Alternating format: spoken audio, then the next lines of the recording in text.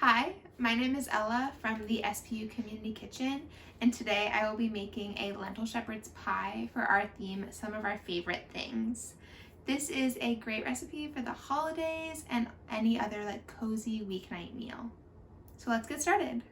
So I have a tablespoon of olive oil heating, and then we're just gonna start adding in the fixins for the lentils. So first, it's just a 1 medium yellow onion that's diced.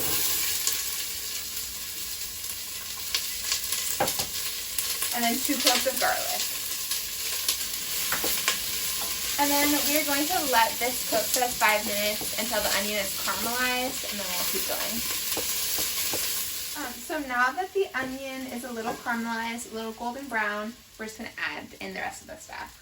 So it's 1.5 cups of green lentils, a teaspoon of dried thyme. You could also use fresh thyme if you have it. And then 4 cups of vegetable stock. This can be homemade or pre-made. And then a crack of salt and pepper.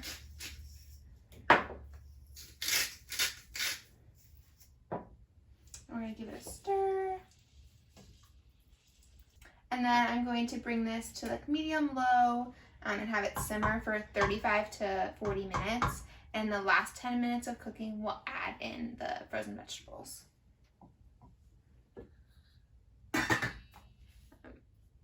And then while the lentil mixture is cooking, we will start the potatoes. So I have quartered 3 pounds of Yukon Gold potatoes and slightly peeled them.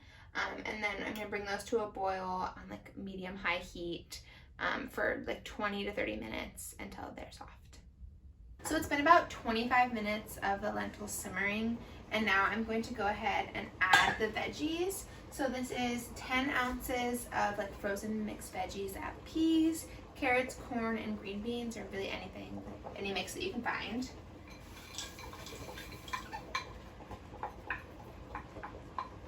I'm just going to give these a stir and then allow it to simmer for about another 10 minutes.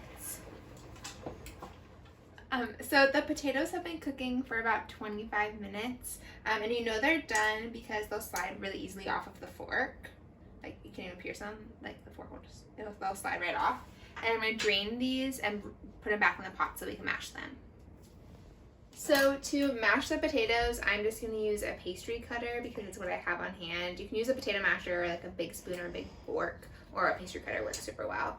And then to the potatoes, I'm going to add 3 tablespoons of butter. You can also use vegan butter if you have that on hand. And then 3 tablespoons of milk. This is oat milk just because it's what I have. And then I'm going to give these a mash.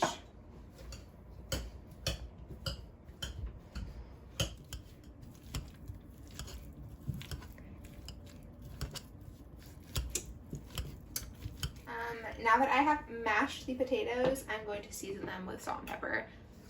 Just to taste, you're welcome to try it at any point to see how much exactly you want. It has been about 35 minutes, and the lentils are tender and all the liquid is absorbed.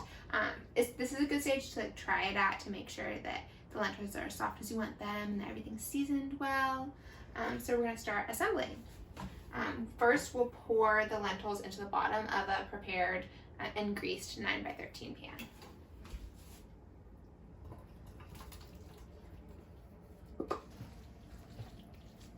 We'll spread it evenly.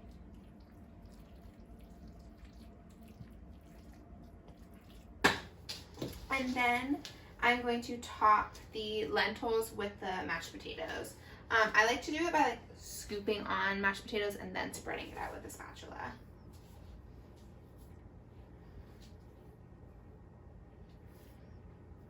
And then with a spatula, I'm just going to smooth the top.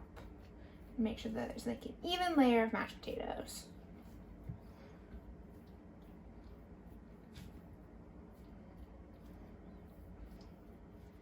Now that the potatoes are smoothed into a nice even layer, I'm going to give them another dash of salt and pepper.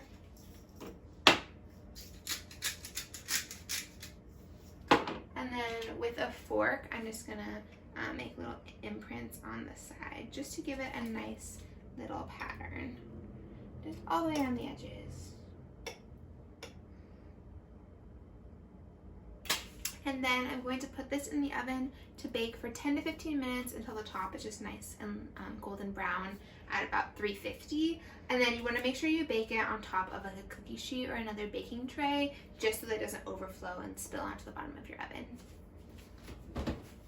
I just took the shepherd's pie out of the oven after about 15 minutes. You can see how it's golden around the edges. And then I let it cool for about 5 to 10 minutes just so that it'll like completely solidify and it's a little bit easier to serve. So let's serve up.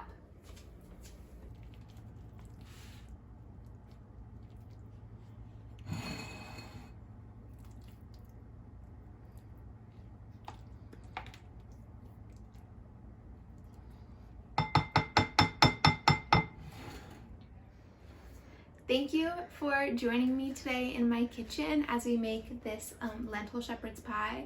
I hope that you take the time and make it and truly enjoy it. And be sure to follow along as we release more recipes.